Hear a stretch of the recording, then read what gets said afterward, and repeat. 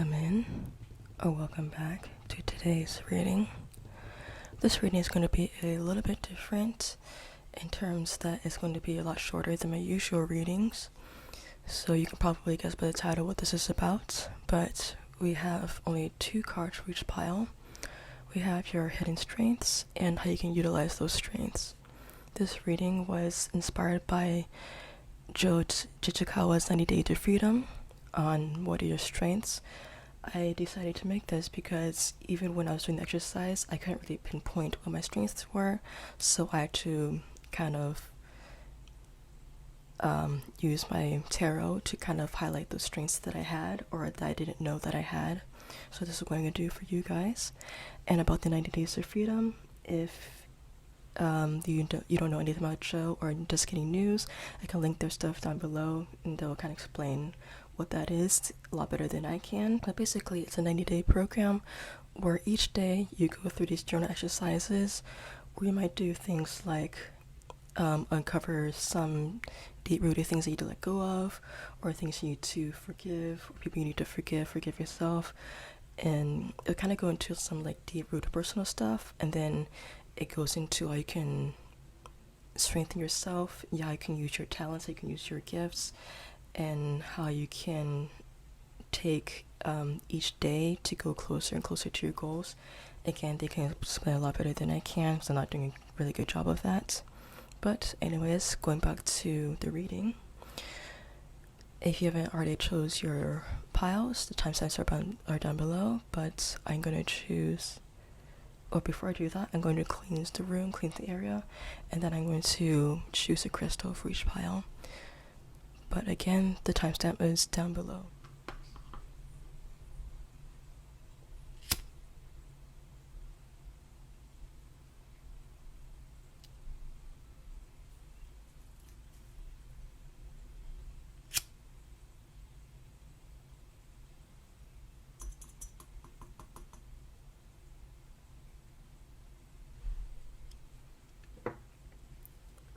So I kind of use this session as a quick energy cleansing, to clean my room, clean your space as well, and this kind of doubles as visual ASMR in a sense.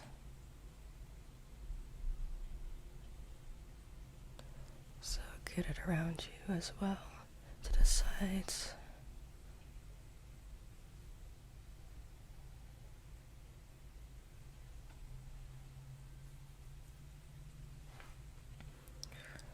So pile number 1,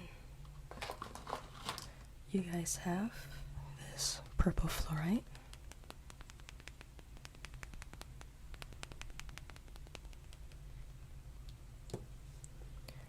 Pile number 2 is, I believe this is the kiwi stone.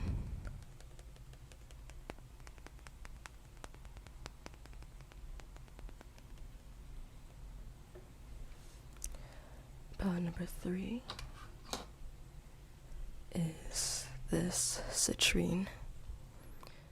Alright, so we have 1, 2, and 3. And I'm going to start on pile number 1 in just a few moments. Alright, we have pile number 1 with the purple fluorite. So for your hidden strength, we have Knight of Horse. Sorry, Knight of Stones, the horse. And how do you utilize that strength? We have the Wanderer in reverse. So usually how I read this card is that someone's running either away from something or running towards something. But for this pile here, it doesn't feel like you're running away from something or you're trying to escape something. I feel like a lot of you have this natural ability to heal yourself, and I don't mean, it doesn't have to be Reiki or energy healing or crystal healing or whatever, although that is possible, but for a lot of you, I feel like you know how to protect your own energy, and you know how to just leave things that are negative and not healthy for you, or you don't tend to get stuck in the past. For the Wanderer, so this is equivalent to the Fool's card. Fool's card or the Wanderer, they're usually about taking leaps of faith, but in reverse, this is about kind of pausing So even though you have this ability to just go forward and not see the past, this is kind of a reminder to, at some moments, you may need to pause for a second, because I feel like some of you may kind of do this a little bit too automatically, where you just, or even like the slightest negativity, or not negativity, or the slightest bit of discomfort might lead you, may make you kind of not run from it, but kind of leave that, or this might lead to a little bit of an imbalance for you. So it's not saying that it's a bad thing, as I said before, that it is a strength. For those of you guys who are kind of going away from that negative energy or that discomfort a little bit too quickly and not really taking the time to sit with it, or not taking the time to really see what's going on, this is a reminder for you to kind of like pause and like look around before you make that decision. Alright, so that was pile number 1. I have my Etsy down below for personal ratings and my Instagram for other ratings that I do outside from this channel. I'm going to move on to pile number 2.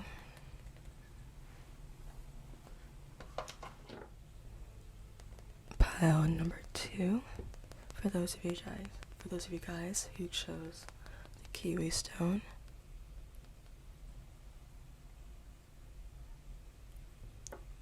Alright, so we have Page of Arrows right in reverse, and 13, the Journey in reverse. I feel like for a lot of you guys, this has to do with impulsivity or kind of doing your own thing.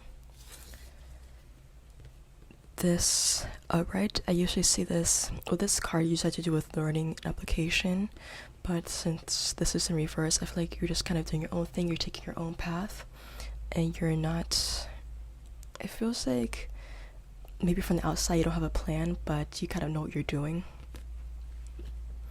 I also feel like for a lot of you that you think that this is a weakness of yours, but there is a way to utilize that.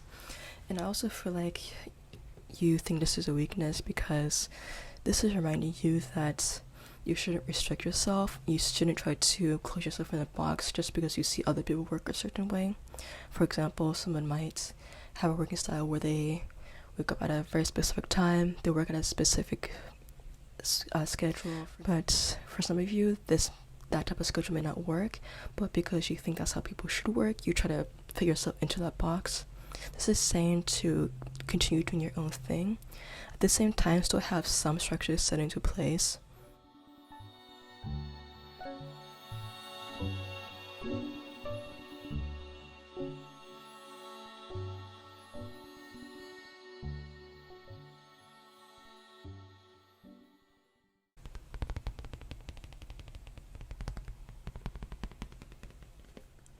Alright, so that was pile number 2 for the reading.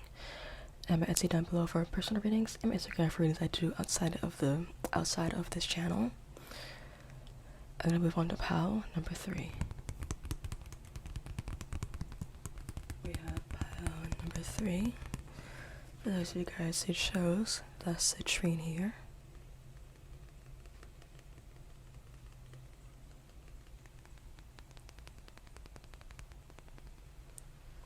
Alright, so we have King of Bows, the Elder, for your strengths, and that is on tradition in reverse. I feel like some of you might have chose pile number 2 as well. Feel free to check that out if that's somehow called to you. This one is about leadership, or no, not leadership. This one I feel like is about you doing your own thing, you walking your own path and not really caring about what other people say. If this was upright, I would see this as you listening to these other snakes right there. I don't mean snakes in a derogatory term, but literally snakes here. Where I see this as a current, whereas you and these as other people, and these other people are giving you advice or some kind of, might be advice or criticism or whatever it is. But in reverse, this is kind of you not really listening to them and you just doing your own thing. With the tradition card in reverse, while it is good that you're doing your own thing and you're walking your own path. This is saying that at times you may need to listen, or you might need to listen to different inputs.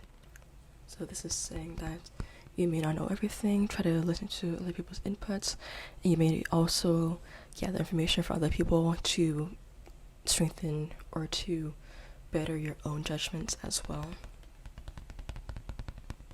So that was part number 3 and the end of the reading. So I'm going to down below for personal readings and Instagram for other readings that I do outside of the channel. And I'll see you again probably next week.